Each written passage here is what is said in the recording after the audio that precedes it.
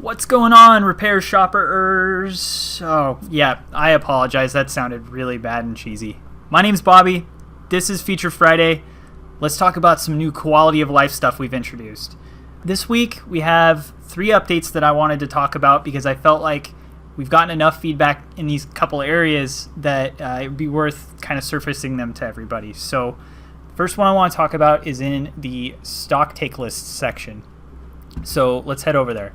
Click on inventory and then click on inventory modules, then click stock takes, and it's going to take you to the stock takes section.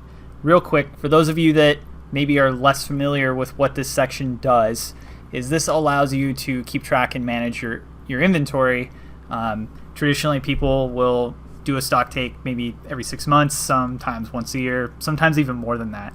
There is a sub feature here called stock take lists that allows you to actually pre-build out a list, and it used to be based just on category that you can schedule to generate at a predetermined time. You can even assign it to somebody so that person maybe is in charge of counting that particular category. So to get there, click on inventory modules and then click stock take lists, and this is where you're going to see the overview of all of your existing lists. In this particular case, let's look at one that's already existing. So the new introduction it's a couple things here. Originally on stock take lists, you were only able to add products based on category, and then you had to kind of go in and remove the ones you didn't want counted. So for those of you that maybe had a phones category but not like a separate iOS versus Android category, there was a little bit of manual work that you had to do. So what we've done is we've enabled the ability to bulk remove things if you wanted, to kind of help you out with pulling things out of the category search if you wanted to. We've also added the ability to add individual products. This can come in handy if maybe you have something adjacent to the specific things that there's a lot of shrink in, or you just want to maybe count, or even what I like to say is salt your counts. So maybe you want to put something into the count to see if the person doing the stock take list is accurately counting. You can do that now, which is pretty nice. So all you need to do when you want to manually add something is just type in what that thing is, and as long as you spell it properly, unlike me, you'll be able to find it. It does search your whole inventory, so just be aware that it will show things that are not maintained stock.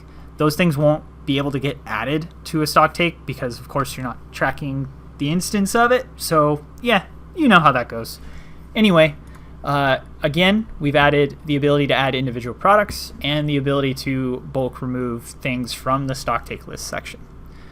So the next thing I wanted to talk about is the returns manager, and I know a lot of you really love our returns manager, so let's talk more about that. Head to the inventory tab, click inventory modules, and then you'll find returns manager. The next screen that comes up is where you're going to see a couple of our new additions. So what you see here is the columns are now sortable. So you can click name and sort by name. You can do this also with description, vendor, and status, and created. Speaking of created and bad segues, we also added the created column. Feedback we got from a bunch of businesses is that they wanted to be able to see when the returns were created from the returns kind of overview and be able to sort by that to keep track of your returns. So we thought that was a good idea and it made sense, so we went ahead and of course we added it. So that's kind of the changes that we made to the returns section.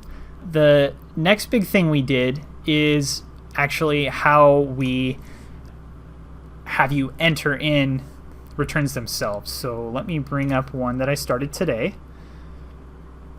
using the handy dandy new created column, and then let's go into it. So what you used to be able to do is type in a product name, hit add, and it would drop a line in here, and you could, if you wanted to, enter in that same line again and hit add.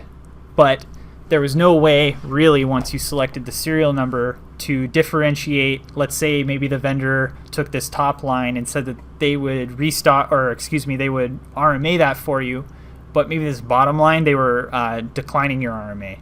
There was no way to really kind of separate the two, so you would have to do multiple returns, which of course, it's not optimal, right? So what we've done is we've added in the ability for you to choose per line what happens. So like I said before, let's say you sent in RMA requests for both of these, and then maybe the vendor declined one and you want to cancel the other. You're now able to actually do that. So the idea here is to maybe reduce a lot of the redundant work that you were having to do before. So I really hope everyone enjoys the additions to returns. Just to recap real quick, we've added the ability to sort columns. We've added the created column. In the returns section itself, you can now control what happens on a per instance basis with returns. And then once again, in the stock take lists, you can add individual products and you can bulk remove things. If you're still here and you're still listening to me, I appreciate your time. Please like this video if you like the kind of content. Let us know how we're doing in the comments. And I look forward to seeing everyone next week. See ya.